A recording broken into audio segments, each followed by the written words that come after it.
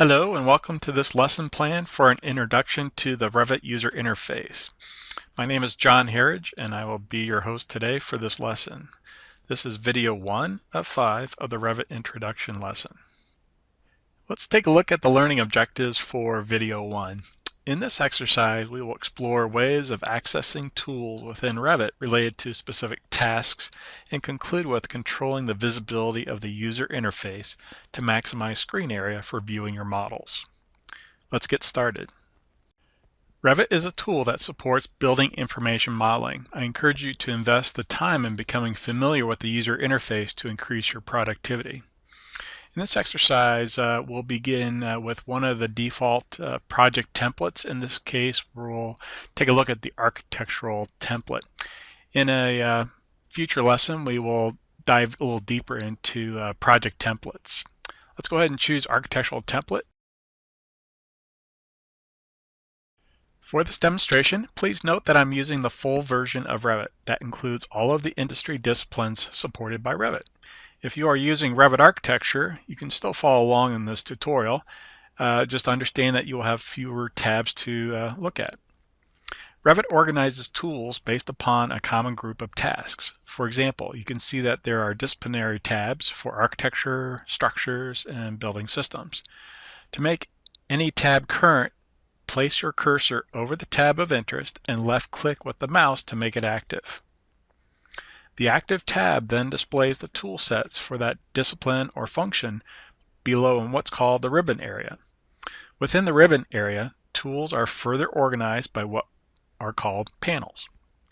In the Architecture tab, you will see the Build panel that includes many of the most frequently used modeling tools for creating architecture. Please take a moment now to familiarize yourself with the tools located on each tab. The locations of the tools will become more familiar to you as you use Revit. Now let's move on to controlling the visibility state of the ribbon tabs. We understand that many people enjoy customizing their working environment. Revit provides a means of controlling the visibility state of the ribbon tabs. Hopefully one of these modes will become one of your favorites. The main reason for changing the visibility state of ribbons is to find the right balance between access to tools and the size of the canvas window for modeling and viewing purposes. The current state of the ribbon area is the default for Revit. Let's take a look at some of the other modes that are available. The first mode that we will take a look at is called Minimize to Tabs. It means display the tab titles only on screen. When you left-click the tab, then the tools within them will appear down below. When you move your cursor away from the tools, then it collapses back to tab display mode.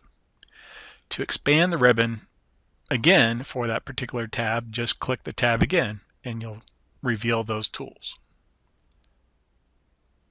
Now let's move on to the second visibility mode, and this one is called Minimize to Panel Titles. And so you'll notice that the panels are now represented by titles or tabs, subtabs underneath the primary ones. And again, by hovering on that, it displays the tool sets, and when you move the cursor into the canvas window, the tools will disappear. To re-enable the tools, just simply hover over the panel tabs and those tools will reappear. The last visibility mode that we'll take a look at is called Minimize to Panel Buttons. So if you're more icon driven rather than narrative driven, you can actually just look for the build panel icon and reveal those tools. Again, it's a hovering technique to reveal the tools, and then again, like before, if you move your cursor into the canvas window, the tools will hide. But to re-engage, just hover over the build panel icon and the tools will reappear.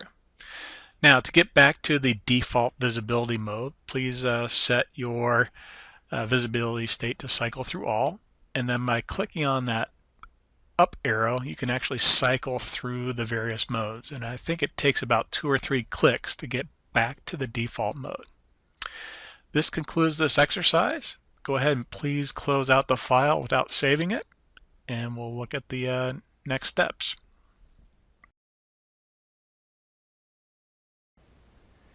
In review of this exercise, we learned to activate specific tool tabs within the Revit interface so that we could access the tools that we need for a particular task or function.